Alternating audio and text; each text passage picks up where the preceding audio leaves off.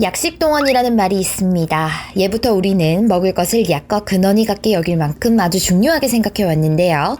세상에서 가장 죄질이 나쁜 범죄를 음식 가지고 장난치는 것이라고 할 만큼 음식은 사람의 생명과도 바로 직결되어 있기 때문에 항상 중요하게 다뤄왔었죠. 그래서 우리는 낯선 곳을 갈 때면 제일 먼저 그곳의 음식이 자신에게 맞는지부터 걱정하게 됩니다.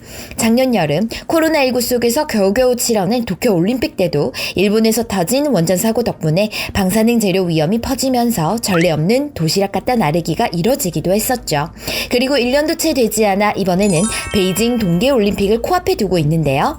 상대가 짝퉁 천국에 뭔가 믿음직스럽지 않은 중국인지라 이번에는 독일의 국립 반도핑 기구에서 대놓고 중국산 육류를 섭취하지 말라고 경고하고 나섰습니다. 한국의 마린보이가 탄생했던 지난 2008 베이징 올림픽, 이때는 수많은 경기 속에서도 우리나라와는 도통 연이 닿지 않던 수영 부분에서 모두의 예상을 깨고 한국의 박태환 선수가 남자 400m 자유형에서 당당히 금메달을 따며 한국 수영계의 핵돌풍을 몰고 왔던 해이기도 하죠. 그렇게 우리가 수영 금메달의 기쁨에 취해 있을 때 이웃나라 중국에서는 유도 여제가 탄생해 한 차례 작은 축제가 벌어지기도 했는데요. 중국의 여자 유도 국가대표 퉁원은 78kg급 세계선수권 대회에서 3번이나 우승을 차지한 뒤 올림픽에서마저 금메달을 따내며 중국 여자 유도의 간판 스타로 발돋움하는 순간이었습니다. 하지만 금메달의 기쁨도 잠시 퉁원은 도핑 테스트에서 양성 반응을 보이며 규제에 따라 2년 동안 출전이 정지되는 말도 안 되는 상황이 벌어지기도 했는데요. 중국 유도 감독 우웨이펑은 이 퉁원이 도핑 테스트 양성 반응을 보인 것을 중국산 돼지고기 때문이라고 밝히며 한바탕 난리가 나기도 했습니다.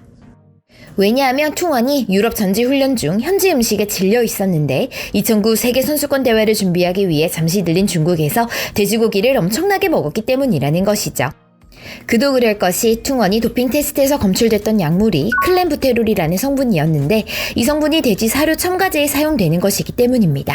이 클렌부테롤은 일반인들의 천식 치료에 주로 쓰이는 기관지 확장제인데요.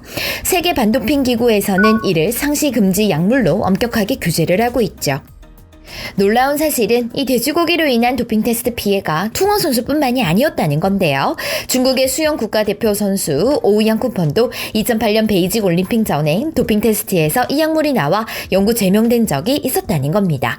이때도 오우양쿠펀 선수는 자기는 친구들과 한 바베큐 파티에서 돼지고기를 너무 많이 먹는 것밖에 없다며 억울함을 나타내기도 했었죠. 돼지의 살코기를 늘리는데 효과 있다는 이유로 불법으로 사용되고 있는 클렌부테롤 사용 첨가제가 자국의 선수들 인생을 통째로 망쳐놓고 있는 겁니다. 그런 중국에서 이번에 세계인들의 축제인 올림픽이 열리는 것이죠. 이쯤 되면 다들 얼마 되지 않았을 때 비슷한 일이 벌어진 것 같은데 라는 생각이 드실 텐데요. 맞습니다. 바로 2020 도쿄올림픽 때도 그랬죠. 일본은 다들 아시다시피 과거 2011년 후쿠시마 원자력 발전소 폭발 사고라는 엄청난 재앙을 겪었던 적이 있는데요. 이는 과거 1986년 우크라이나 체르노빌 원자력 발전 사고와 버금가는 규모의 사고로 발생한 지 10년이 지난 지금까지도 아직 처리가 완료되지 않은 채 현재 진행형으로 남아있는 사건이죠. 특히 이 후쿠시마 원전 사고의 치부를 낱낱이 밝혀내던 아사히TV 소속 이와지 마사키 PD가 얼마 전 자살을 하면서 사람들은 자살을 강요당했다며 도대체 이 후쿠시마 원전 사고는 무엇을 감추고 있길래 저러는지에 대해 더 궁금증을 가지기도 했었습니다. 그렇게 뭔가 찝찝한 후쿠시마산 재료들로 만든 음식들을 우리 선수들이 약 한 달가량 먹으면서 지내야 한다고 하니 이를 지켜보는 국민들은 여간 걱정스럽지 않을 수 없었죠. 그래서 내린 결론이 우리나라 재료로 만든 도시락을 제공하는 것이었습니다. 선수들이 지내는 선수촌에서 차로 15분가량 떨어진 헨나 호텔에 자체 급식센터를 만들어 우리나라 재료로 만든 도시락을 우리나라 선수들에게 직접 전달해주는 것이죠. 한국하면 일단 노부터 외치고 보는 일본인지라 우리나라의 도시락 공수 결정에 한국의 이런 도시락 급식 결정은 후쿠시마 주민들의 마음을 짓밟는 행위라며 연신 비판하고 나섰었는데요.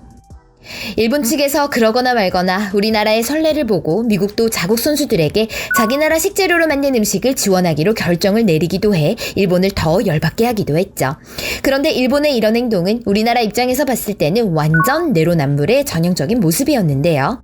불과 몇 년 전인 2018년 평창 동계올림픽 때도 일본도 식중독 등 안전을 핑계로 자국 선수들을 위한 별도 식당을 운영한 적이 있었기 때문입니다.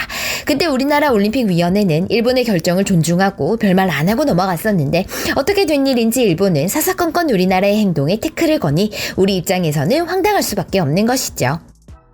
그런데 이번 상대는 중국입니다. 중국은 음식 갖고 장난치지 말라는 우리 부모님들의 밑에 있었으면 등짝 스매싱 100번은 기본으로 맞고 시작해야 되는 나라인데요. 짝퉁 물건은 물론이고 의식주 중 가장 중요한 음식도 가짜로 만들어내는 아주 대단한 나라였던 것이죠. 한때는 중국 짝퉁 음식들이 네티즌들 사이에 퍼져 엄청난 파장을 일으켰던 적도 있었는데요. 그 종류만 봐도 이것까지 만든다고 라는 생각이 드는 음식들 뿐이었습니다. 몇 가지 살펴보고 가자면 우리나라에서도 가장 많이 소비되는 식재료 중 하나인 계란도 중국은 가짜로 만들고 있었는데요. 젤라틴, 인공 착색료 및 왁스로 외피를 만들어 엄청 싸게 가짜 계란을 만들고 있었던 것이죠. 또 소고기 추출물에 돼지고기를 1시간 이상 담궈두는 방식으로 가짜 소고기도 만들고 있었는데요. 의사들은 이 가짜 소고기가 기형, 암 유발을 일으킬 수 있다고 경고하기도 했습니다.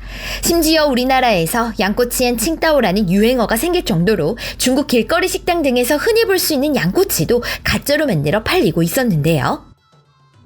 중국 경찰이 이를 집중 단속할 때는 3개월 동안 관련 범죄자를 무려 900명이나 체포했으며 압수한 양고기의 양도 2만 톤이나 되었다고 합니다. 어마어마한 양이죠.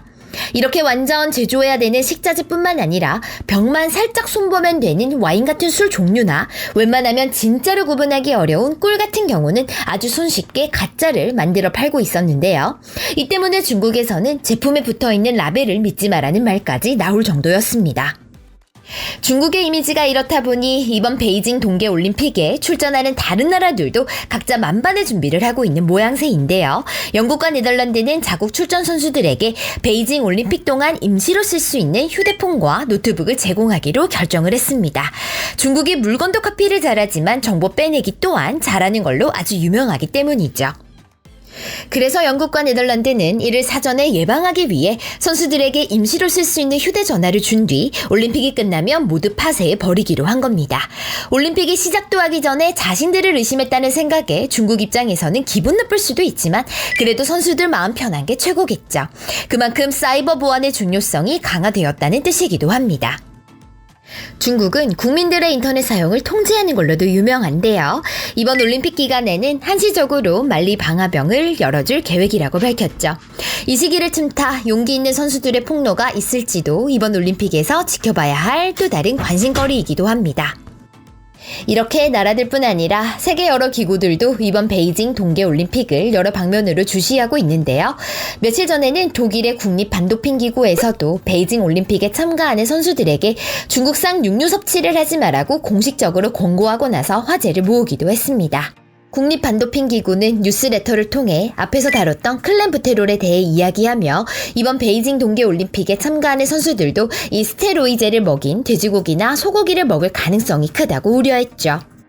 이 클렌부테롤은 중국 선수들의 인생마저도 송두리째 망쳐놓은 적이 있기 때문에 그 상대가 다른 나라 선수들이 되지 말라는 법이 없는 겁니다. 그러면서 육류 소비가 필요하다면 대체 식단에 대해 영양사와 상담할 것을 권유하기도 했죠. 애초에 중국이 정정당당하게 가축들을 길렀다면 아무 문제가 되지 않을 것을 그렇지 않았기 때문에 모두가 불안해야 하는 현실이 참 슬플 뿐입니다.